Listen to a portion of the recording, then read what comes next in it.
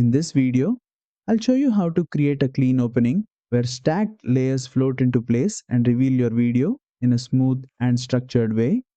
Start by opening your project in CapCut Mobile and placing your video clip at the beginning of the timeline. This type of animation works best when used as an intro. Tap on the video clip to select it. From the bottom toolbar, tap on Animation to access the animation settings. Now, switch to the In tab, which controls how your video enters the screen.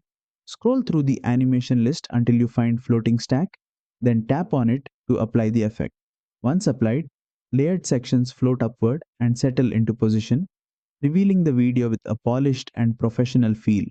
Use the duration slider to control how fast the stack movement happens. Shorter duration makes the motion quicker and more dynamic. Longer duration slows it down, making the reveal smoother and more refined. Preview the animation and fine-tune the timing so the layers move naturally with your footage. And that's it.